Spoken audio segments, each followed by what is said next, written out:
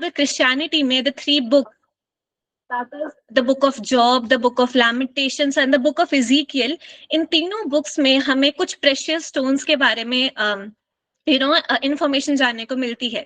The हेब्रियो term इनके लिए जो है वो है रामथ, एंड रामथ का मतलब है समथिंग जिसकी बहुत ही ज्यादा वैल्यू होती है, something of great value. And कुछ कुछ ट्रांसलेटर्स जो हैं हेब्रियो बाइबल के, उन्होंने इसको फेनिनिम वर्ड दिया है, एंड फेनिनिम is again translated as something rubies. And rubies को काफी जगह they have been equally referred in importance like corals and pearls, जो कि हम मरीन लाइफ में हमें देखने को मिलते हैं. बिसाइड्स दिस हम ऑल्सो देखते हैं कि वैदिक एस्ट्रोलॉजी में red coral gemstone that is मूंगा, उसमें भी हम काफी रिलीजियस और स्पिरिचुअल इंपॉर्टेंस देखने को मिलता है. In fact there have been several studies that talk about their spiritual and medicinal importance as well. But kahin na kahin, again to repeat myself, because of some anthropogenic activities, these coral reefs have been, surrounded by this great threat. And therefore, आज का जो ये talk रहेगा, it is centered around this importance of coral reefs, how they are important for the human existence on Earth, and what is their religious, spiritual, economic importance. ये सब highlight की जाएगी आज के talk में. So without further ado, I would like to call our speaker for the day, that is Mr. Arpit, to come up with his talk, which is Coral Reefs, Important Indicators of Marine Shelters. So Mr. Arpit, the stage is all yours, and good luck for your talk. Thanks, ma'am.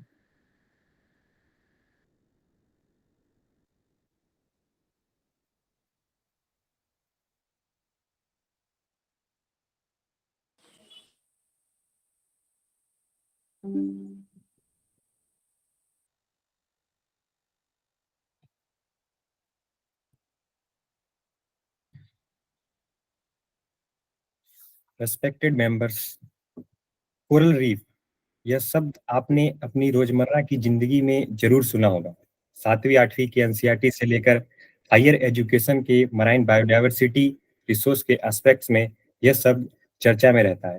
परंतु आज के समय में TV, news channel या अखबारों की climate change की सुर्खियों में कोरल रीफ चर्चा खूब रहती है. तो आइए हम जानते हैं कोरल रीफ के विषय में, शब्द से लेकर इसके महत्व तक और सुर्खियों से लेकर चिंता और चुनौतियों तक. A very good evening to all the respected dignitaries present here. First of all, I especially thank to the guest of honor, Ashish sir, GSTS family, Dr. Manish Karmar sir, and our research scholar, Ravi sir and Ajay sir, who motivating me for share my thoughts with the help of this GSTS platform. I, Arpit Misra, pursuing my Master of Science in Geography from Central University of Haryana. Today, I am going to discuss on the topic of coral reef, important indicator of marine shelter.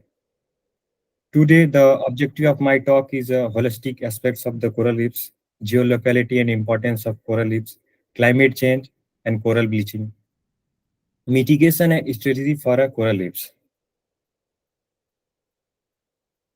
पृथ्वी पर जितने भी organism हैं, उनको रहने के लिए, चाहे वो ह्यूमन बीइंग है या तो वो एनिमल है, उनको घर की और फॉरेस्ट की जरूरत होती है. उसी प्रकार ओशियन में जितने भी ऑर्गेनिज्म है, चाहे वो यूनिसेल्युलर हो या मल्टी सेल्युलर, उनको रहने के लिए कोरल रीफ एक फूड और शेल्टर प्रोवाइड करता है.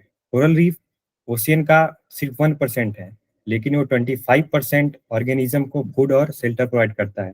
इसी वजह से कोरल्स को हम रेन फॉरेस्ट ऑफ द सी के नाम से भी जानते हैं. पृथ्वी पर जितने भी ऑर्गेनिज्म हैं, उनको फाइलम में क्लासिफाई किया गया है. जैसे फाइलम कॉर्डेटा, जिसमें एनिमल है, फाइलम आर्थ्रोपोडा, स्कॉर्पियन और हाउस बी है, हाउस फ्लाई, और जो फाइलम प्लेटीहेलमिन्थस है उसके अंदर टैपवार्म आता है. उसी प्रकार जो अपना कोरल है वो फाइलम निडेरियन के अंदर आता है. एग्जाम्पल जैसे फाइलम निडेरियन के हाइड्रा, जेलीफिश, एनिमोन्स और पॉलिप्स है. जो पोलिप है उसे हम एक्चुअल कोरल रीफ जानते हैं. इनकी जो बॉडी होती है वो हॉलो और सिलेंड्रिकल होती है. इनके बॉडी के ऊपर सेल्स होते हैं, टेंटेकल्स, जिसे निडोसिस्ट भी बोलती है. ये निडोसिस्ट के अंदर जूजेंथली नाम की एल्गी पाई जाती है. और जो कोरल्स और जूजेंथली एल्गी होते हैं, इनके बीच में एक सिम्बायोटिक रिलेशनशिप होता है. कोरल रेस्पिरेशन प्रोसेस करता है, तो जूजेंथली एल्गी जो है वो फोटोसिंथेसिस करती है. इस वजह से कोरल सिम्बायोटिक रिलेशनशिप की वजह से ग्रो होते हैं। आज के कुछ शतकों पहले कोरल्स को हम प्लांट समझते थे, लेकिन फ्रेंच के एक नेचुरलिस्ट जीन एंड्रे पेसिनोल थे, उन्होंने सबसे पहले बताया कि कोरल एक प्लांट नहीं, कोरल एक एनिमल है। लेकिन अगर हम ध्यान से देखें तो कोरल प्लांट और एनिमल का पार्ट दोनों है, लेकिन हम इसे एनिमल ही मानते हैं। कोरल को ग्रो होने के लिए जो इन्वायरमेंटल कंडीशन है, सबसे ज्यादा उसे अबंडेंट सनलाइट चाहिए। इतनी सनलाइट आए जो कि कोरल के ओशन के सरफेस तक पहुंच पाए। वार्म टेम्परेचर, जो टेम्परेचर होना चाहिए 69 डिग्री सेल्सियस से लेकर 29 डिग्री सेल्सियस के बीच में अपना वार्म टेम्परेचर होना चाहिए। जो लो न्यूट्रिएंट लेवल है, ओशन के अंदर न्यूट्रिएंट लेवल काफी लो होना चाहिए। नाइट्रोजन और फास्फोरस का जो लेवल है काफी लो होना चाहिए, तभी अपना जो कोरल्स है वो इसी इन्वायरमेंट कंडीशन में ग्रो हो पाएगा। क्लियर सेडिमेंट फ्री वाटर होना चाहिए। वाटर जो है वो ज्यादा टर्बिड नहीं होना चाहिए, नहीं तो अगर वाटर ओशन के अंदर ज्यादा सेडिमेंट्स हैं तो जो सनरेज आएंगी वो सेडिमेंट के ऊपर टकरा के वो रिफ्लेक्ट बैक हो जाएंगी। और कुछ सेडिमेंट अगर कोरल्स के बॉडी के ऊपर स्टिक हो जाते हैं तो वो उनके ग्रो को रोक देते हैं। द मेजर इज की कोरल्स को ग्रो होने के लिए एक हार्ड सबस्ट्रेट यानी कि एक स्पेस की जरूरत होती है। तो कोरल्स या तो वॉल्केनिक आइलैंड या तो कॉन्टिनेंट के सहारे ग्रो होते हैं। सॉल्टी वाटर, कोरल को ग्रो होने के लिए सॉल्टी वाटर लगभग अगर 1000 ग्राम लीटर वाटर है तो उसमें 35 ग्राम आपका सॉल्ट होना चाहिए। तो these are the environmental condition for growing a coral reefs. There are three types of coral reefs, fringing reef, barrier reef and atoll reef. लेकिन जो बैरियर रीफ और एटॉल रीफ है ये फ्रिंजिंग रीफ का ही part है। जैसे कि आप देख रहे होंगे कि जो अपना वॉल्केनिक आइलैंड है इसके फ्रिंजिंग रीफ इसके सहारे ग्रो हो रहा है, लेकिन सी लेवल राइज होने की वजह से बैरियर रीफ में कोरल रीफ वही है, और जो वॉल्केनिक आइलैंड है वो सी लेवल राइज होने की वजह से काफी दूर हो गए हैं कोरल से।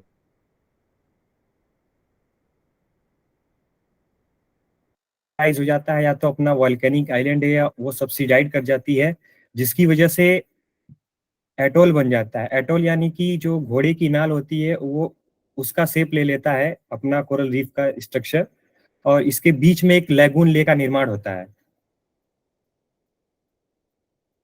कोरल के अगर डिस्ट्रीब्यूशन हम पूरे वर्ल्ड वाइड देखें तो 2,84,000 स्क्वायर किलोमीटर में ग्लोबली डिस्ट्रीब्यूशन है।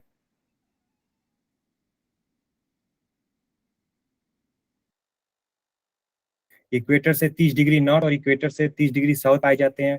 कुछ कोरल रीफ जो है वो जहाँ पे वार्म करंट फ्लो होता है वहां पे पाया जाता है, जैसे फ्लोरिडा में और सदर्न जापान में। सदर्न जापान में एक यूरोसिवे नाम की एक वार्म करंट फ्लो होती है जो कि वहाँ पे इन्वायरमेंटल कंडीशन बनाती है कोरल को ग्रो होने के लिए। जो मेजर पार्ट है कोरल को ग्रो होने के लिए वो इंडो पैसिफिक और वेस्टर्न अटलांटिक का जो कैरेबियन पार्ट है वहाँ पे कोरल ग्रो होते हैं। अगर नेशनल लेवल पे देखें तो जो इंडिया की कोस्ट लाइन है वो 7,500 किलोमीटर्स है। कोरल को ग्रो होने के लिए ट्रॉपिकल और सब ट्रॉपिकल क्लाइमेट कंडीशन चाहिए होती है। इंडिया में gulf of Kutch, gulf of Mannar, पाक बे, अंडमान एंड निकोबार, लक्षद्वीप आइलैंड, ये कुछ ऐसे जगह हैं जहाँ पे हमें कोरल देखने को मिलते हैं। लक्षद्वीप आइलैंड जो है वो पूरा एटॉल रीफ का बना हुआ है। अंडमान और निकोबार और गल्फ ऑफ मन्नार, पाक बे, ये सारे फ्रिंजिंग रीफ्स के बने हुए हैं। गल्फ ऑफ कच्छ में कुछ हमें पैचेस रीफ देखने को मिलते हैं। ये मैप में आप देख रहे होंगे कि यहाँ पे ये नॉर्थ अमेरिका है और ये साउथ अमेरिका, और इसके बीच में ये मीजो अमेरिकन रीफ है जो कि कैरेबियन, यहाँ पे कैरेबियन सी है। यहाँ पे फ्रिंजिंग रीफ देखने को मिलता है। और ये कोरल ट्रायंगल है यहाँ पे, जो कि इसमें कोरल ट्रायंगल में ग्रेट बैरियर रीफ। तो ये जो हमारे कोरल्स हैं इनको ग्रो ये ट्रॉपिक ऑफ कैंसर से लेकर ट्रॉपिक ऑफ कैप्रिकॉर्न के बीच में होते हैं, क्योंकि यहीं पे वो इन्वायरमेंटल कंडीशन बन पाती है कोरल को ग्रो होने के लिए। यहाँ पे क्या होता है कि सन रेज की एनर्जी इतनी ज्यादा आती है कि इवेपोरेशन यहाँ पे ज्यादा होता है, और इवेपोरेशन ज्यादा होगा तो सैलिनिटी भी ज्यादा होगी। लेकिन यहाँ पे इवेपोरेशन होने की वजह से यहाँ पे कन्वेक्टिव करंट्स बनते हैं और यहाँ पे क्लाउड का निर्माण होता है। क्लाउड के निर्माण होने की वजह से यहाँ पे डेली बारिश होती है, तो यहाँ का जो सॉल्टी सैलिनिटी है वो फ्रेश वाटर इसमें बारिश की वजह से ऐड होते जाता है, तो सैलिनिटी ज्यादा नहीं हो पाती। वो सैलिनिटी इन्वायरमेंटल कंडीशन कोरल को ग्रो होने के लिए बना रहता है। ये कुछ यूरेशिया का पार्ट है और ये अफ्रीका, और ये ग्रेट बैरियर रीफ यहाँ पे ऑस्ट्रेलिया के पास है। There are various importance of a coral reefs, economic importance, ecosystem importance, biomedicinal importance, zone of recreation and social importance. यदि हम इकोनॉमिक पॉइंट ऑफ व्यू से देखें तो कोरल रीफ की वजह से fishing and tourism industries develop हुई है। लगभग $29.8 बिलियन पर ईयर ग्लोबली हम फिशिंग और टूरिज्म इंडस्ट्री से गेन कर रहे हैं। ये कुछ डेटा है, जैसे कि टूरिज्म इंडस्ट्री से मीसो अमेरिकन रीफ और कोरल ट्रायंगल में डायरेक्ट इनडायरेक्ट देखें तो $4,356 मिलियन, और कोरल ट्रायंगल में वही $6,225 मिलियन। कमर्शियल फिशरीज में देखें तो डायरेक्ट और indirect total $480 million, coral triangle में $2,925 मिलियन। कोस्टल डेवलपमेंट में डायरेक्ट इंडायरेक्ट देखें तो $1,813 मिलियन, और कोरल ट्रायंगल में $2,470 मिलियन। अगर ऑल सेक्टर की बात करें टूरिज्म और कमर्शियल फिशरीज कोस्टल डेवलपमेंट में, तो टोटल $6,649 मिलियन। इकोनॉमिक गेन हमें मीजो अमेरिकन रीफ से होता है। कोरल ट्रायंगल जहाँ पे $14,493 हमें कोरल ट्रायंगल के आस, तो इससे ये मालूम चल रहा है कि जो कोरल ट्रायंगल वाला एरिया है वहाँ पे इकोनॉमिक गेन ज्यादा हो रही है। ये कोरल ट्रायंगल है जिसमें कि फिलीपींस, यहाँ पे Malaysia, Indonesia, Timor list, Papua New Guinea, Solomon island, इसके जस्ट नीचे नीचे ही आपका ऑस्ट्रेलिया है। तो ये जो कोरल ट्रायंगल है यहाँ पे 76% ऑफ कोरल के स्पेसिस पाए जाते हैं, और लगभग 7 में से 6 जितने भी वर्ल्ड के मराइन टर्टल है, 7 में से 6 मराइन टर्टल आपको एक कोरल ट्रायंगल के अंदर देखने को मिलते हैं। 37% कोरल रीफ जो है फिश के स्पेसिस यहाँ पे पाए जाते हैं। यहाँ पे 130 मिलियन पीपल जो है कि डायरेक्टली डिपेंड है मराइन नेचुरल रिसोर्सेज के अंदर। Coral is one of the most oldest ecosystem on the earth है। जैसा कि हमने पहले जाना कि कोरल सिर्फ ओशियन का 1% है, लेकिन ये 25% लोगों को मराइन शेल्टर प्रोवाइड करता है। जितने भी माइक्रोस्कोपिक और मैक्रोस्कोपिक एम्फिबियन ऑर्गेनिज्म है उनको एक शेल्टर प्रोवाइड करता है। लगभग 4,000 स्पेसीज ऑफ फिश और 800 ऑफ कोरल्स को कोरल ओशियन के अंदर पाए जाते हैं। तो काफी ज्यादा बायोडायवर्सिटी कोरल रीफ के आसपास देखने को मिलती है। बायोमेडिकल इंपॉर्टेंस में देखेंगे कि कोरल्स के अंदर एक special type of substance protein पाई जाती है जिसका नाम इलिथ्रोबिन है। इलिथ्रोबिन जो कि HIV और कैंसर की मेडिसिन बनाने के काम आती है। इलिथ्रोबिन वो प्रोटीन कोरल के अंदर पाई गई है। यहाँ पे कुछ आर्टिकल्स हैं। Coral reefs provide a potent new anti HIV proteins. Deep sea coral ecosystem में hold cancer cures but face some threats. Scientists find a soft sea corals are source of sought after anti-cancer compound. Corals जो देखने में काफी attractive लगते हैं, इसलिए ये recreation के साइट्स भी हैं। काफी अट्रैक्टिव साइट्स है। जो भी बीच लेवल स्कूबा डाइवर्स आते हैं वहाँ पे ये रिक्रिएशनल एक्टिविटीज और वाटर स्पोर्ट्स करते हैं। These are the two terms here, scuba diving and snorkelling.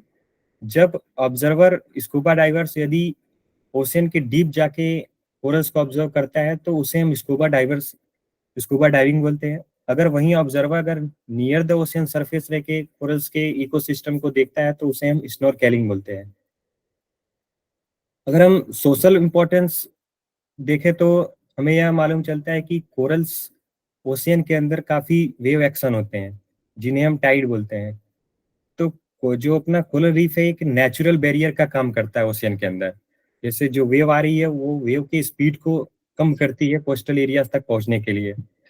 जो कोरल होते हैं वो लाइम स्टोन के बने होते हैं। लाइम स्टोन यानी कि वो कैल्शियम कार्बोनेट के बने होते हैं। तो कैल्शियम कार्बोनेट का यूज हम सीमेंट इंडस्ट्रीज में करते हैं, बिल्डिंग मटेरियल्स में और कंस्ट्रक्शन वर्क्स में हम कोरल रीफ का इम्पोर्टेंस है। जो कोरल है वो हमारे ज्योतिष शास्त्र में भी कोरल्स का मान्यता है कि जो मूंगा, कोरल को हम मूंगा भी बोलते हैं। तो ज्योतिष शास्त्र में इसकी मान्यता है कि जितने भी हमारे ग्रह हैं उनका नकारात्मक लिए नवरत्न बनाए गए, जिसमें से मूंगा भी एक नवरत्न है। में शामिल है, जो कि मंगल ग्रह है। मूंगा, जिसके ऊपर मंगल ग्रह का ऐसा माना जाता है कि जिसके ऊपर मंगल ग्रह का नकारात्मक प्रभाव पड़ता है, तो वो अगर मूंगा अपनी फिंगर्स में पहनते हैं, मूंगा के रत्न, तो उन्हें वो नकारात्मक प्रभाव ग्रह से नहीं लगता है। ये बेनिफिट्स ऑफ वेयरिंग मूंगा रेड कोरल जेमस्टोन्स। जैसे कि हमने पहले जाना कि जो कोरल है और जूस एंथेली एल्गी, उनके बीच में सिम्बायोटिक रिलेशनशिप होता है। कोरल जो है वो रेस्पिरेशन प्रोसेस करती है, और जूस एंथेली एल्गी वो फोटोसिंथेसिस रिएक्शन करती है। लेकिन क्लाइमेट चेंज और टेम्परेचर बढ़ने की वजह से जो हमारे और ओशियन के अंदर न्यूट्रिएंट्स ज़्यादा हो जा रहे हैं, ओशियन पोल्यूशन की वजह से हमारे कोरल जो है वो ब्लीच हो जा रहे हैं। जैसा कि आप डायग्राम में देख रहे होंगे कि ये फर्स्ट डायग्राम में है यहाँ पे, कि कोरल और जो अलगी है ये साथ साथ हैं सेल्स के अंदर, तो इसका कलर काफ़ी अट्रैक्टिव है। लेकिन जैसे ही कोरल्स क्लाइमेट चेंज और टेम्परेचर बढ़ने की वजह से वो स्ट्रेस हुए, तो जो अलगी है वो कोरल की बॉडी लीव करने लगती है, और एक ऐसा समय आता है कि कोरल पूरा वाइट दिखने लगता है और कोरल पूरा ब्लीच्ड हो जाता है। तो this process is known as a coral bleaching. आप देख रहे होंगे कि ये कोरल पहले यहाँ पे पूरा रेड था और बाद में ये कोरल पूरा वाइट हो जाता है। ऐसा क्या कारण है कि हमारे कोरल जो है वो ब्लीच हो रहे हैं? तो जो सबसे मेजर कारण है वो है क्लाइमेट चेंज। तो क्लाइमेट चेंज क्या होता है कि जैसे सूर्य की जो रोशनी है वो पृथ्वी पर आती है, तो एटमॉस्फेयर में बहुत सारी ग्रीन हाउस गैस है, जैसे water vapour, CFC, carbon dioxide, nitrous oxide. ये सब जो है, जो सन रेज आती है वो लघु तरंगे होती हैं। तो जो ग्रीन हाउस गैस है वो लघु तरंगों के लिए काफी ट्रांसपेरेंट होता है, लेकिन जब वही सनरेज पृथ्वी पर टकरा के वो जब वापस एटमॉस्फेयर में जाती हैं, तो उस समय वो ग्रीन हाउस गैस के लिए ओपेक हो जाती है। और ग्रीस ग्रीन जो गैस होता है वो अपने अर्थ के टेम्परेचर को बैलेंस करता है। लेकिन जो अपना एवरेज अर्थ टेम्परेचर है वो 15 डिग्री सेल्सियस है। लेकिन मानव की एक्टिविटीज इतनी ज्यादा हो गई है, पोल्यूशन इतना बढ़ गया है, ग्रीन हाउस गैस की मात्रा इतनी ज्यादा हो गई है एटमॉस्फेयर में, कि जितना पहले ग्रीन हाउस गैस टेम्परेचर को सोख रहा था, अब उससे कई ज्यादा टेम्परेचर को रेस को वो सोख रहा है, जिसकी वजह से ग्लोबल वार्मिंग हो रही है। और ग्लोबल वार्मिंग होने की वजह से जो हमारे ओशन का टेम्परेचर है वो भी बढ़ रहा है, जिसकी वजह से हमारे कोरल जो है वो ब्लीच हो रहे हैं। Warm sea temperature, El Nino and marine heat wave, जो ऑस्ट्रेलिया और पैसिफिक ओशियन का पार्ट है, वहाँ पे कुछ हमें एलनीनो और ला लीना की इंसिडेंट देखने को मिलते हैं, जिनकी वजह से हमारे कोरल जो है वो ब्लीच हो रहे हैं। ओशियन एसिडिफिकेशन, ग्लोबल वार्मिंग और green house gas carbon dioxide अपने एटमॉस्फेयर में ज़्यादा हो गई है। तो ओशियन क्या करता है? ओशियन का काम है कि कार्बन डाइऑक्साइड को एब्जॉर्ब करना, लेकिन कार्बन डाइऑक्साइड इतनी ज़्यादा हो गई है कि ओशियन उससे ज़्यादा एब्जॉर्ब कर रहा है, इसलिए ओशियन की जो एसिडिटी है वो बढ़ रही है। ओशन की एसिडिटी बढ़ने की वजह से जो हमारे कोरल है वो डिस्ट्रॉय हो रहे हैं। उनके जो बीच का अलगी और कोरल के बीच का जो सिम्बायोटिक रिलेशनशिप है वो ब्रेक हो जा रहा है। ओशन पोल्यूशन, ओशन पोल्यूशन के अंदर जो lavish stock manures agriculture practices हो रहे हैं, इंडस्ट्रियल रन ऑफ है, तेल रिसाव हो जा रहा है, उसकी वजह से हमारे जो कोरल्स है वो डिस्ट्रॉय हो रहे हैं ओशन के अंदर।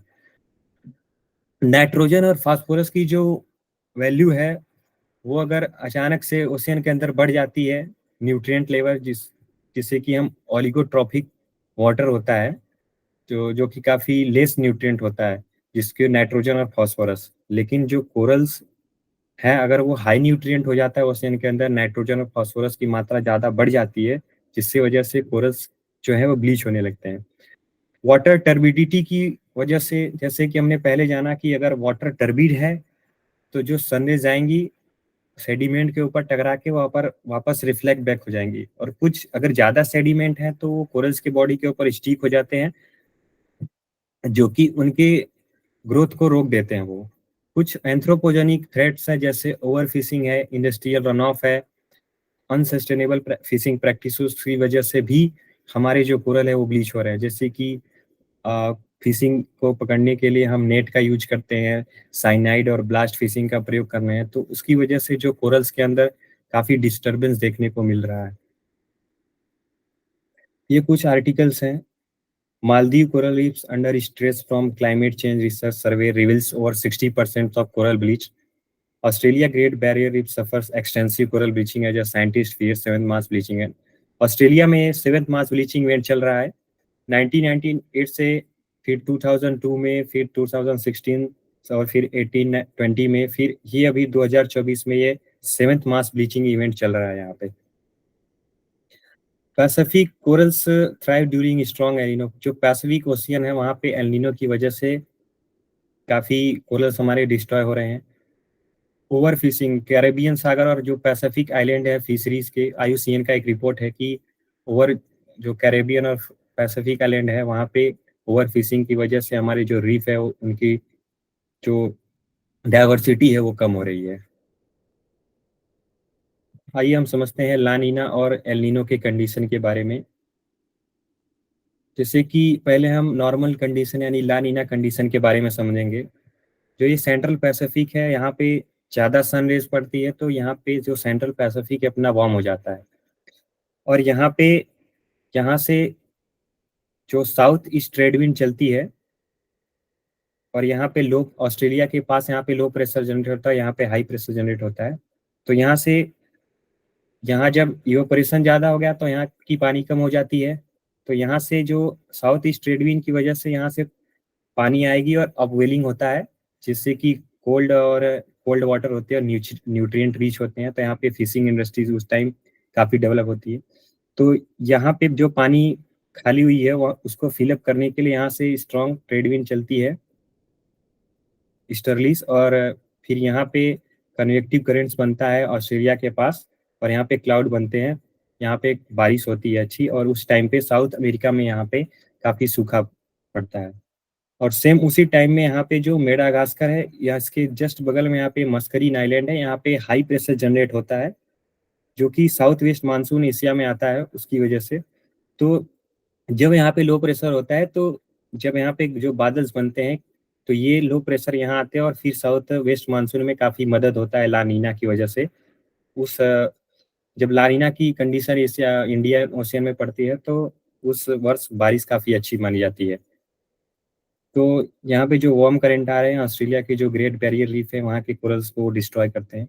एल नीनो की कंडीशन अगर देखें तो यहाँ पे जो सेंट्रल पैसिफिक है, यहाँ पे वार्म सूर्य की रोशनी इतनी ज़्यादा पड़ती है कि यहाँ पे जो सेंट्रल पैसिफिक है वार्म हो जाता है। लेकिन उस समय जो अपनी ट्रेड विंड है काफ़ी वीकर हो जाती है, तो यहाँ से काउंटर इक्वेटोरियल करंट फ्लो होता है। काउंटर इक्वेटोरियल करंट जो फ्लो होती है वो यहाँ से जो करंट वार्म वाटर मूवमेंट है वो साउथ अमेरिका की तरफ आता है, और यहाँ से ये डिसेंड होके जो यहाँ पे ऊपर वार्म वाटर है और नीचे कोल्ड वाटर, तो ये वार्म वाटर ऐसे आएंगी और जो कोल्ड वाटर है वो ऐसे यहाँ से फ्लो होते हुए ऑस्ट्रेलिया के पास। तो ऑस्ट्रेलिया में साउथ जो एलिनो की कंडीशन में साउथ अमेरिका में यहाँ पे कन्वेक्टिव करेंट्स और क्लाउड बनते हैं, बादल होता है, और ऑस्ट्रेलिया में उस टाइम में काफ़ी फॉरेस्ट फायर देखने को हमें मिलती है। तो वार्म करंट होने की वजह से जो कैरेबियन के जो कोरल रीफ्स हैं यहाँ पे, फ्रिंजिंग रीफ, वो काफ़ी डिस्ट्रॉय होते हैं यहाँ पे। ये कुछ डेटा है कि साउथ ईस्ट एशिया और ईस्ट एशिया में 34% जो कोरल रीफ है वो डिस्ट्रॉय हो चुके हैं। इंडियन ओशियन में 59% जो कोरल रीफ्स है वो डिस्ट्रॉय हो चुके हैं। मिडिल ईस्ट में 35%, कैरेबियन एंड अटलांटिक ओशियन में 22% और पैसिफिक ओशियन में 7% कोरल रीफ हमारे डिस्ट्रॉय हो चुके हैं। आइए हम समझते हैं कि हम अपने कोरल रीफ्स को कैसे बचा सकें। तो सबसे पहले हमें अपने ग्रीन हाउस गैस को कम करना पड़ेगा, कार्बन डाइऑक्साइड। इसके लिए 2015 में पेरिस एग्रीमेंट साइन किया गया कि जो भी ग्लोबल टेम्परेचर है वो 2 डिग्री सेल्सियस से ज़्यादा नहीं बढ़नी चाहिए, यानी कि जो हमारा एवरेज टेम्परेचर है अर्थ का 15 डिग्री सेल्सियस है। तो उससे लगभग आज का जो पृथ्वी का टेम्परेचर है वो लगभग 17 के आसपास है। तो पेरिस एग्रीमेंट में यह समझौता किया गया कि जो हमारे 2 डिग्री सेल्सियस से ज़्यादा नहीं होनी चाहिए, और हमें इकोलॉजिकल फर्टिलाइजर यूज करना चाहिए, हमें ऑर्गेनिक फार्मिंग की तरफ ध्यान देना चाहिए।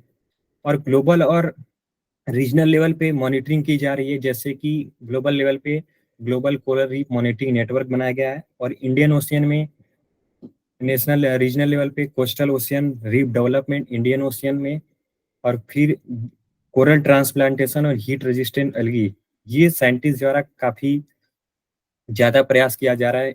इन दोनों कोरल ट्रांसप्लांटेशन और हीट रेजिस्टेंट अलगी के माध्यम से कोरल्स को ग्रो किया जा रहा है ओशियन के अंदर। सेफ डाइविंग एंड स्नॉर्केलिंग, अगर स्कूबा डाइवर्स अगर जा रहे हैं कोरल्स को ऑब्जर्व करने के लिए, तो उनको वहाँ पे डाइविंग सेव करनी चाहिए। और लेजिस्लेशन, कोरल्स को बचाने के लिए कुछ लॉ बनाए गए हैं, जैसे wild life protection act, environmental protection act. ये कोरल ट्रांसप्लांटेशन है कि यहाँ पे वहाँ पे कुछ एक पूल जैसा अपने आसपास बनाते हैं, वहाँ पे कोरल ग्रो करते हैं, फिर वहीं कोरल्स को वो ले जाते हैं ओशियन के जहाँ पे एक्टिव साइट्स रहते हैं, वहाँ पे कोरल को वो ट्रांसप्लांट करते हैं। जूलॉजिकल सर्वे ऑफ इंडिया और फॉरेस्ट डिपार्टमेंट ने मिलके गल्फ ऑफ कच्छ में कोरल रिस्टोरेशन का प्रोसेस स्टार्ट किया है बायोरॉक टेक्नोलॉजी के माध्यम से। बायोरॉक टेक्नोलॉजी क्या होता है कि स्टील का एक स्ट्रक्चर होता है, जिसे हम इलेक्ट्रोलिसिस माध्यम से हम इसमें, ये कंडक्टिव स्टील होता है, इसमें इलेक्ट्रोलिसिस प्रोसेस होता है, इसमें एनोड और कैथोड होते हैं। तो जितने भी ओशियन के अंदर हमारे सॉल्ट के आयन हैं, वो इलेक्ट्रिक, जब कंडक्टिव मेटल्स होता है, अगर इसमें इलेक्ट्रिक प्रोवाइड करते हैं, तो जितने भी ओशियन के अंदर सॉल्ट आयन है वो इसके ऊपर आके चिपकने लगते हैं और कैल्शियम कार्बोनेट बनते रहते हैं। और इसी का सहारा लेके जो हमारे कोरल्स हैं अंदर कैल्शियम कार्बोनेट के ही बने होते हैं, और इसी का सहारा लेके जो कोरल्स हैं वो 4 से 6 गुना और ज्यादा तेजी से बढ़ने लगते हैं बायोरॉक टेक्नोलॉजी के माध्यम से। फ्लोरिडा के अंदर भी जो कैरिबियन सागर के पास है, वहां पे भी कोरल रीफ रेस्टोरेशन किया जा रहा है। तमिलनाडु में भी काफी प्रयास किया जा रहा है कोरल्स को बचाने के लिए। ये कुछ प्रोटेक्शन एक्ट बनाए गए हैं कोरल्स को रीफ लेने से, कि वाइल्ड लाइफ प्रोटेक्शन एक्ट 1972 में, इन्वायरमेंटल प्रोटेक्शन 1986 में, जो कि मैराइन पॉल्यूशन को ना फैलाए, जैसे ओशन पॉल्यूशन में लाइव स्टॉक मैन्यूर्स और एग्रीकल्चर प्रैक्टिसेस कम हो। और कोस्टल रेगुलेशन जोन नोटिफिकेशन 1991 में, कि कोरल माइनिंग को बैन किया गया है इंडिया में। कुछ मराइन प्रोटेक्टेड एरियाज भी हैं इंडिया के अंदर, जैसे कि great Nicobar biosphere reserve, Mahatma Gandhi national park इन अंडमान, रानी Jhansi national park, archipelago island है वहाँ पे इंडियन ओशन के अंदर, वहाँ पे मराइन प्रोटेक्टेड एरियाज बनाए गए। कोरल हमारे पृथ्वी पर काफी बड़ा इकोसिस्टम है। ये हमें फूड, आवास और आर्थिक अवसर प्रदान करता है। लगभग 100 कंट्रीज में ये food, livelihood, economic opportunity provide करता है। कोरल हमें, जो हमारे कोस्टल एरियाज हैं, उनको वेव वेव से बचाता है। कोरल्स इंटरनेशनल और नेशनल टूरिस्ट के लिए भी आनंद का स्रोत है, लेकिन क्लाइमेट चेंज और ओशन पॉल्यूशन होने की वजह से कोरल ओशियन के अंदर जो अनसस्टेनेबल प्रैक्टिसेस, उससे हमारे कोरल्स काफ़ी तनाव में हैं। कोरल को बचाव के लिए हमें अभी ध्यान देना पड़ेगा, और हमें रिसर्च पे ज़्यादा ध्यान देना पड़ेगा, क्योंकि जो नेचुरल फोर्स है वह काफ़ी इतने डिफिकल्ट हैं उनको कंट्रोल करने के लिए। IUCN का रिपोर्ट है कि लगभग 33% कोरल्स जो है वो हमारे डिस्ट्रॉय हो चुके हैं। यदि हम कोरल्स के बचाव पे ध्यान नहीं देंगे, तो आने वाले आगामी कुछ दशकों में हमारे कोरल्स जो हैं विलुप्त हो जाएंगे। Thanks sir. Now I am reopen for question and your remark.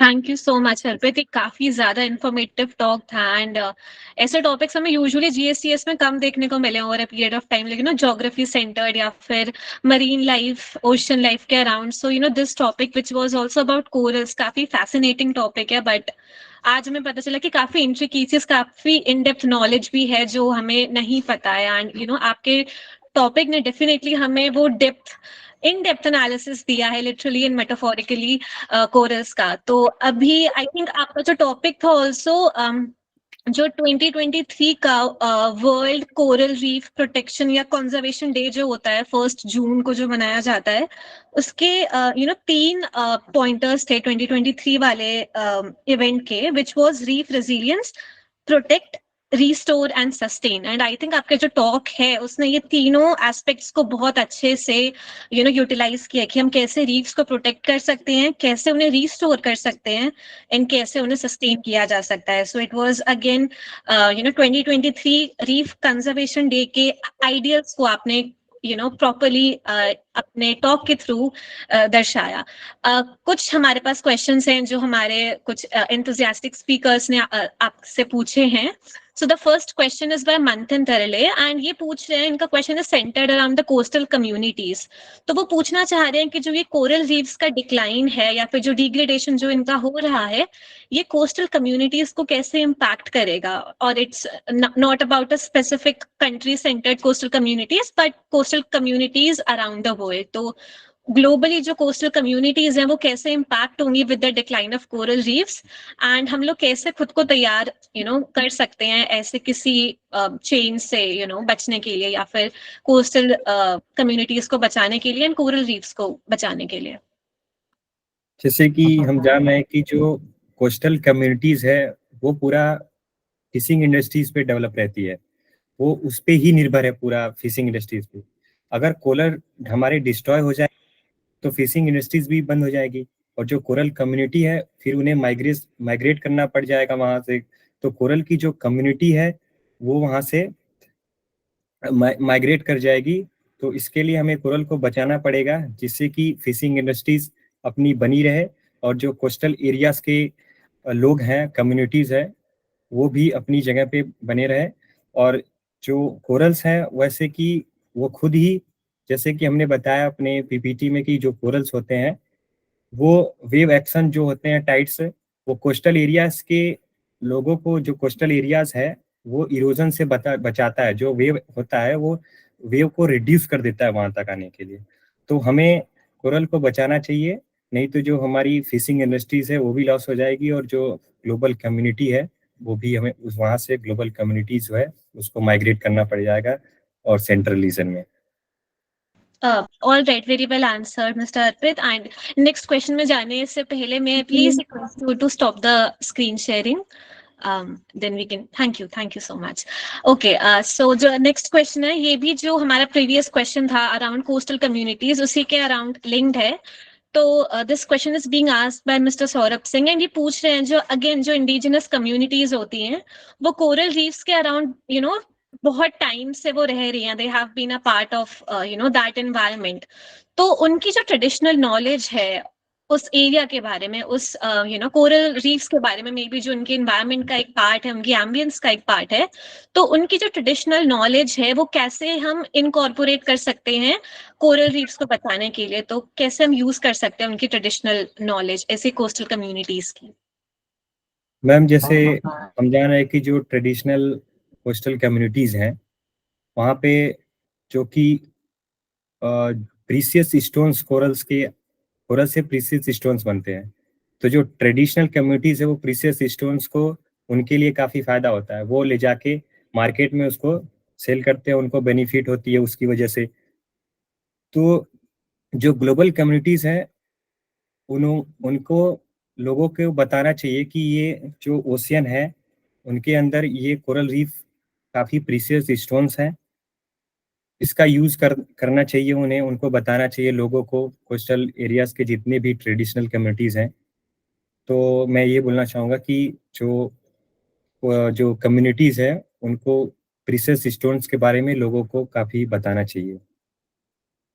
I think आप यही एम्फसाइज करना चाह रहे हैं कि जो लोग एक्सटर्नली उस जगह पे आते हैं बाहर से, उनकी जो इन्फॉर्मेशन रहेगी वो कहीं ना कहीं कम रहेगी। दे विल कम कि कहीं ना कहीं से वहां पे उस ऐसे इन्वायरमेंट से एक कुछ पर्सनल गेन्स हो, बट जो कोस्टल कम्युनिटीज हैं वो उसी इन्वायरमेंट का एक पार्ट रही हैं, एंड एक सेक्रेडनेस या फिर एक एस्थेटिक वैल्यू जो है वो ऐसी ही कम्युनिटीज असाइन करती हैं कोरल रीफ्स को, तो उनके ट्रेडिशनल नॉलेज कहीं ना कहीं बहुत ज्यादा इंपॉर्टेंट है। ओके, अगेन अगला question is by mister Devendra Bishnoi, and ये पूछ रहे हैं कि आज प्रवाल भित्तियों के लिए सबसे बड़ी चुनौती प्राकृतिक खतरे के बजाय मानवीय खतरा है। मानवीय खतरा जो है वो ज्यादा तीव्र है। सो इस संबंध में आपके क्या विचार हैं? मैम, जैसे कि जो कोरल है मानवीय नेचुरल तो है ही, लेकिन जो ह्यूमन के ऊपर उसका ज्यादा प्रभाव है, क्योंकि जो हमारी ज्यादा जनसंख्या हमारी फिशिंग के ही ऊपर डेवलप है, निर्भर करती है। और अगर हमारे कोरल ही डिस्ट्रॉय हो जाएंगे और फिशिंग इंडस्ट्रीज ही बंद हो जाएंगी, तो ना पूरे वर्ल्ड में इकोनॉमिक गेन हो पाएगी फिशिंग इंडस्ट्रीज से और टूरिज्म इंडस्ट्रीज से। तो पूरा फिशिंग इंडस्ट्रीज और टूरिज्म इंडस्ट्रीज पूरा हमारे कोरल रीफ के ऊपर ही निर्भर है, जो कि मानव के लिए काफी ज्यादा उपयोगी है। तो हमें इस पर बहुत ज्यादा ध्यान देना पड़ेगा, नहीं तो आने वाले समय में काफी हमें खतरे का सामना करना पड़ सकता है। Right, very well answered. हम एक लास्ट क्वेश्चन लेंगे बाय मिस स्मिता, जो कि पूछना चाह रही है कि जो कोरल रीफ है हम उनको थ्रेटेंड स्पीशीज की तरह देखते हैं, जिनका कंजर्वेशन किया जाना चाहिए, उनका संरक्षण किया जाना चाहिए, बट कहीं ना कहीं फिर हम इसके ऑपोजिट साइड में हम देखते हैं टूरिज्म जैसी एक्टिविटीज, जहाँ पे हम इकोनॉमिक गेन्स की बात करते हैं, प्रॉफिटेबिलिटी की बात करते हैं। तो एक बैलेंस जो है इन दोनों चीजों में, वो आपको कैसे लगता है कि कैसे मेंटेन किया जा सकता है? मैम, जैसे कि हमने पहले ही जाना कि स्लाइड्स में भी मैंने बात की कि कोरल्स को बचाने के लिए वहाँ पे मॉनिटरिंग किया जाता है, वॉलंटियर्स हैं वहाँ पे ग्लोबल और रीजनल लेवल्स पे। तो वहाँ पे जैसे कि ग्लोबल लेवल पे बात करें तो global coral reef monitoring network बनाई गई है, और इंडियन ओशियन में आपका कॉर्डियो है। तो इसकी वजह से हम लोगों को बता सकते हैं अच्छे से, और इनके बीच में हम बैलेंस मॉनिटरिंग के माध्यम से और वॉलंटियर के माध्यम से हम जो कि बैलेंस बना सकते हैं इन दोनों के बीच में। Right, so I think humans अगर इकोनॉमिक गेन्स की बात करें तो ह्यूमंस ही वही होंगे जो एक स्टेप लेके दे विल जी come forward for the protection of coral reefs. Very well answered, Mr. Arpit. आपके आपने सारे क्वेश्चंस का बहुत ही कॉन्फिडेंटली एंड बहुत ही एक्यूरेटली जवाब दिया है। There is one last question जो हम एज अ टीम अपने हर स्पीकर से पूछते हैं कि आपकी जर्नी कैसी रही जीएसटीएस प्लेटफॉर्म में? आपने प्री मीट्स में how was it experience, and over a period of time जो आपका जीएसटीएस की टीम के साथ जो इंटरेक्शन था, जितनी भी बातचीत हुई, कैसे आपने खुद को इम्प्रूव होते हुए देखा as a speaker? So what was your journey with the GSTs, how was it? Ma'am, सबसे पहले मैं जीएसटीएस को थैंक यू बोलना चाहूँगा कि उन्होंने मुझे मौका दिया अपनी बात को यहाँ पे शेयर करने के लिए। और जीएसटीएस के जितने भी मेंबर्स हैं, चाहे वो शैलेंद्र सर से मेरी बात हुई, मानवी मैम से, और समृद्धि मैम आपसे, मनीष सर से, वो काफ़ी अच्छे तरीके से बात करते हैं। और उन्होंने जो प्रैक्टिस सेशन हमारे रखा, उन्होंने मुझ बताया कि आपको इसमें ऐसे ऐड करना चाहिए, आप ग्लोबल लेवल पे बात करना चाहिए। तो जो जीएसटीएस है, जैसे कि आशीष सर ने भी पहले बोला कि यहाँ पे एक ऐसा टॉक सीरीज है जहाँ पे कि डिफरेंट डिसिप्लिन से लोग आके अपने डिफरेंट सब्जेक्ट के बारे में लोग यहाँ पे बताते हैं।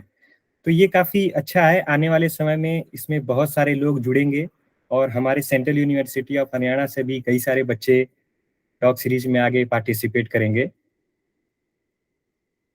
तो थैंक यू, यही बोलना चाहूँगा मैं। Thank you so much mister Arpit, एक बहुत ही वंडरफुल एक्सपीरियंस था आपको होस्ट करने के लिए, and I am very much sure कि आपने काफी सारे एक्सपीरियंस गेन किया होगा आपको, and obviously I know you are waiting for our guest of honour's remarks for your talk. So first of all congratulations mister Arpit again, बहुत ही wonderful, बहुत ही शानदार टॉक था आपका।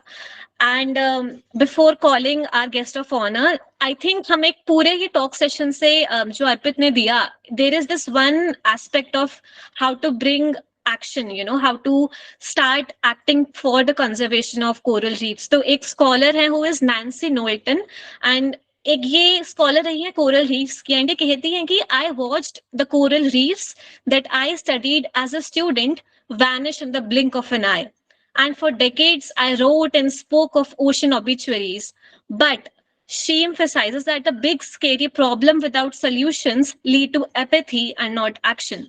So कहीं ना कहीं action लेना जरूरी है, and without solutions हम कहीं आगे एक appropriate direction में नहीं move forward कर पाएंगे. So that is, what can be considered as the gist of this talk session.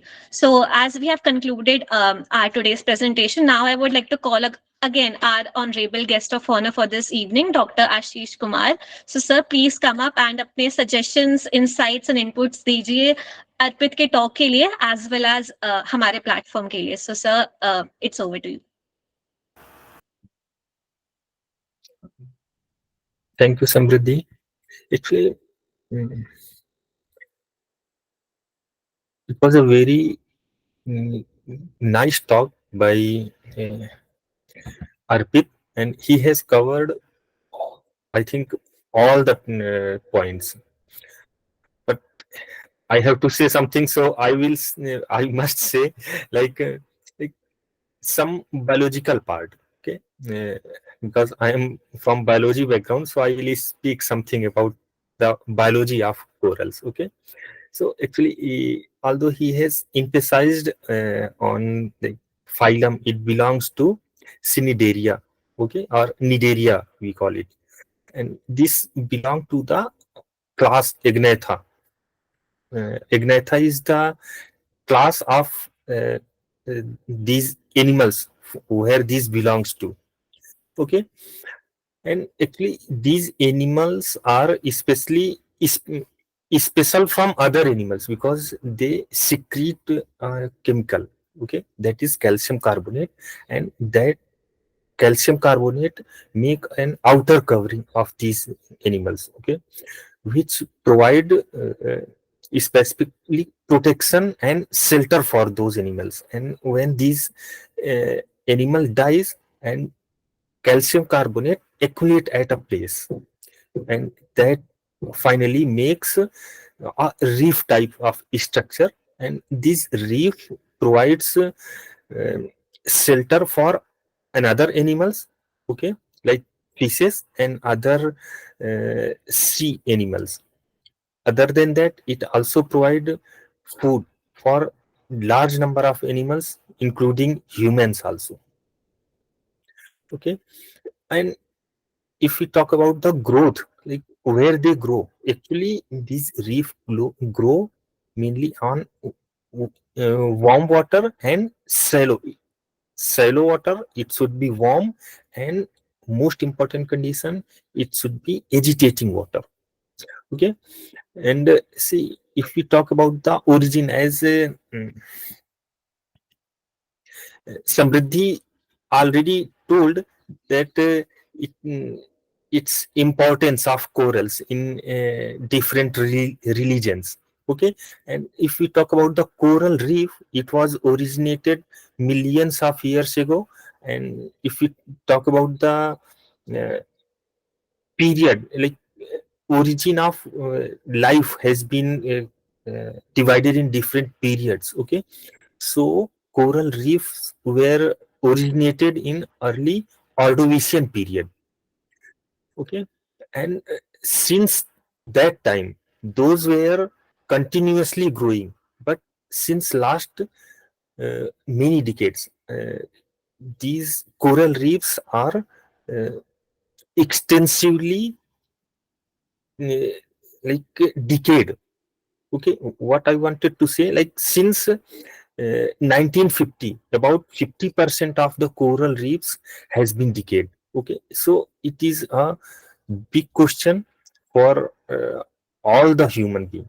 Okay, uh, I must say that more research and some more protective laws are needed to conserve these coral reefs, because these are very much important in terms of human life also.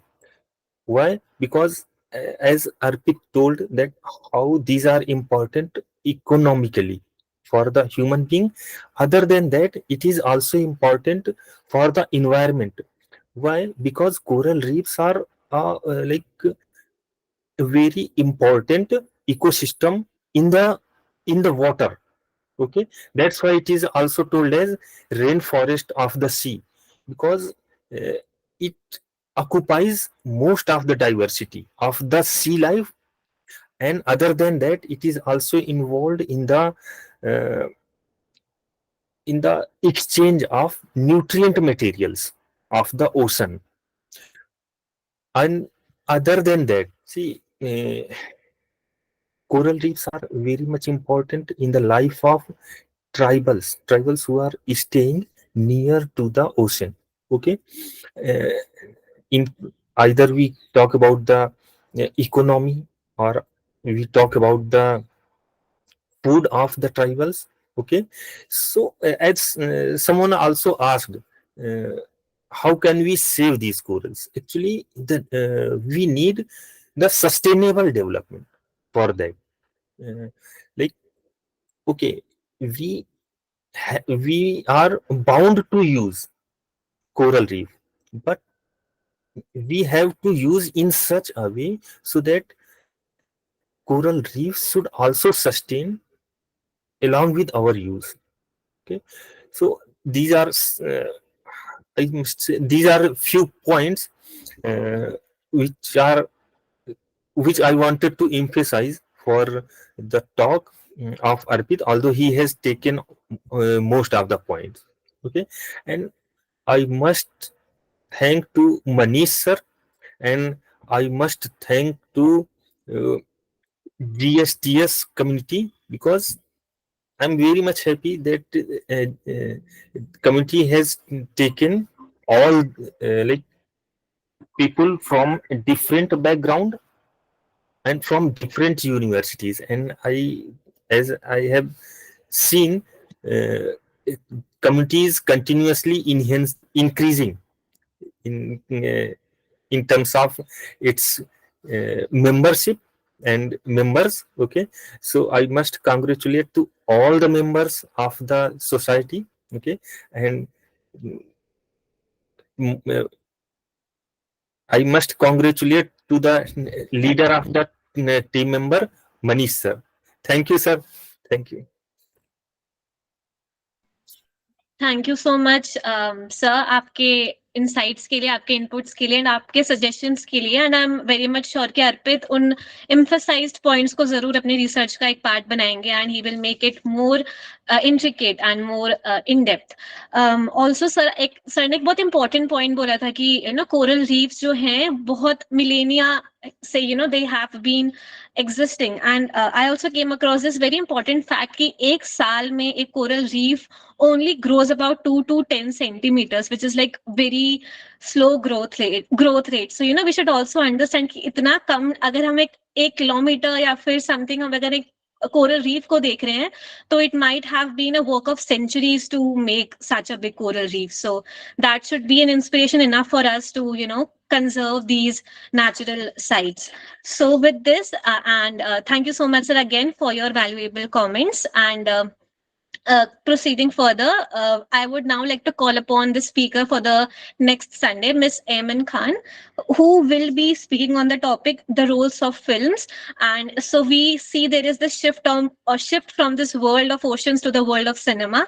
So Miss Ayman Khan, if you're here, kindly go ahead and introduce us with your talk and you know with the objectives that are a part of your presentation. So over to you. Thank you so much, Samriti. This is Ayman Khan, a postgraduate student from in the Department of English from Aligarh Muslim University. I would first like to apologize for not being able to present earlier, and I had to get my talk postponed.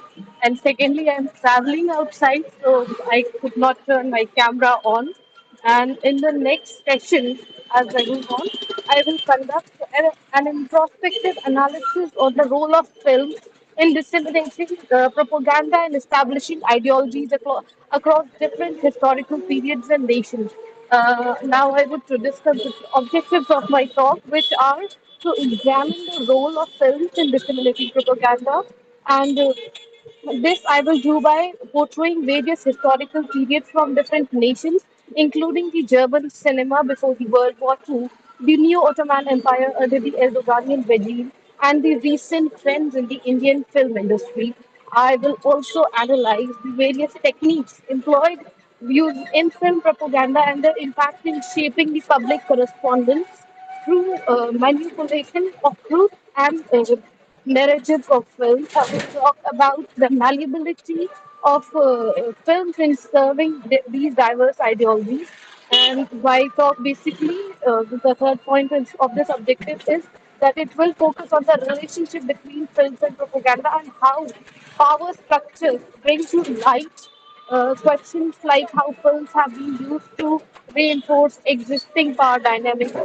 What are the influence of propaganda in shaping perceptions and maintaining eventually the status quo, which we can see across various countries across the world, that we are living in an age of where nostalgia for empires is the main objective. So that is what my talk will be about. Thank you so much. I hope to see you all in the next session. I invite you all to surely be there. Thank you.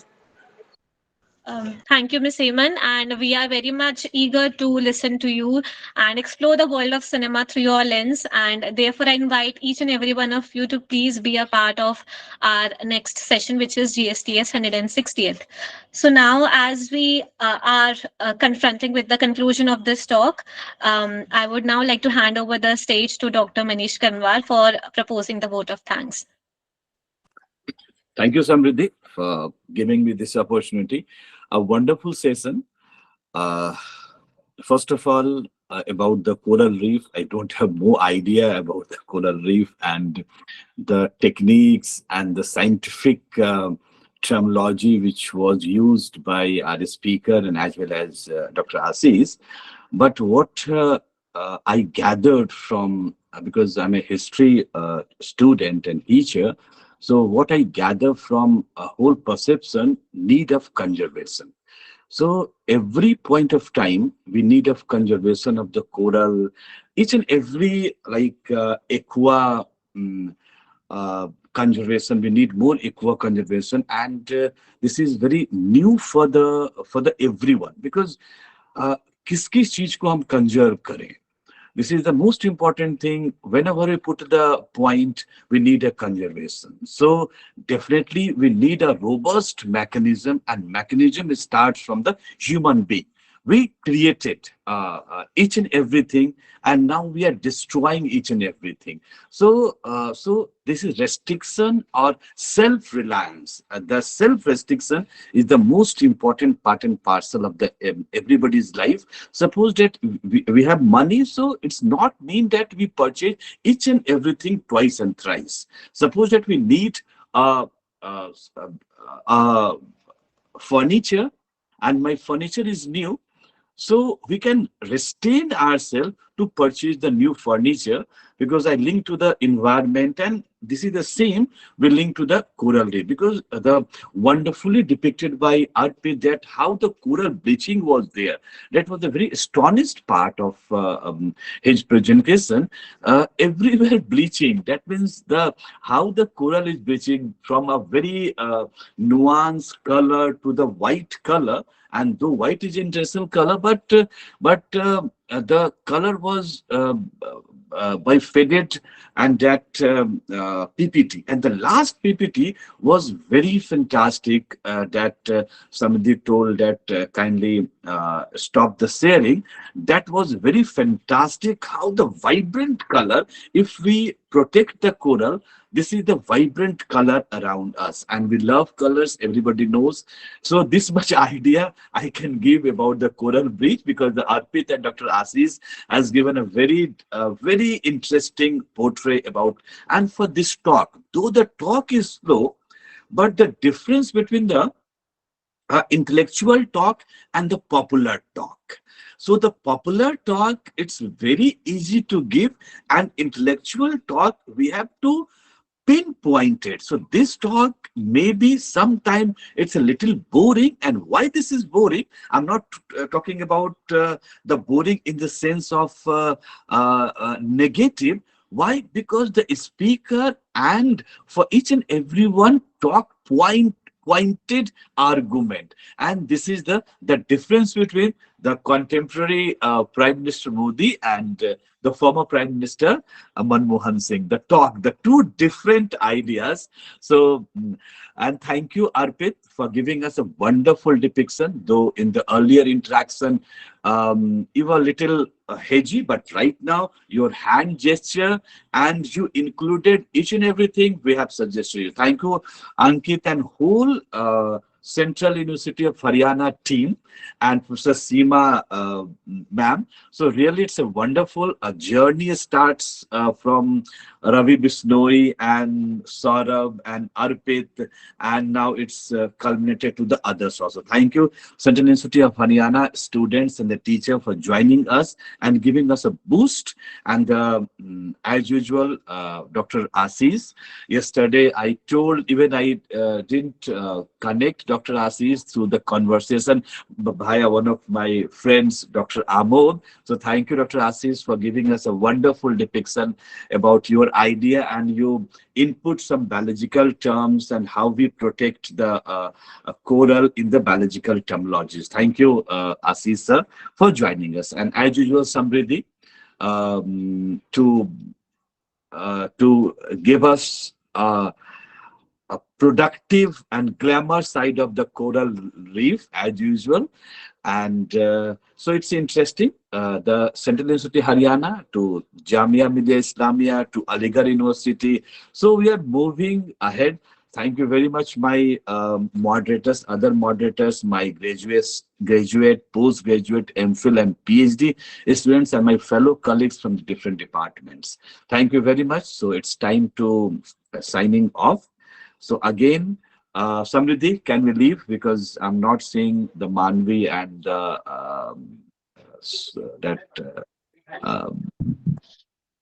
so can we leave? Yes, sir. Yes, sir. Thank you all. Thank you so much, sir. Thank you. Thank you. Thank you, sir. Thank you, everyone. Good evening, everyone. Thank you.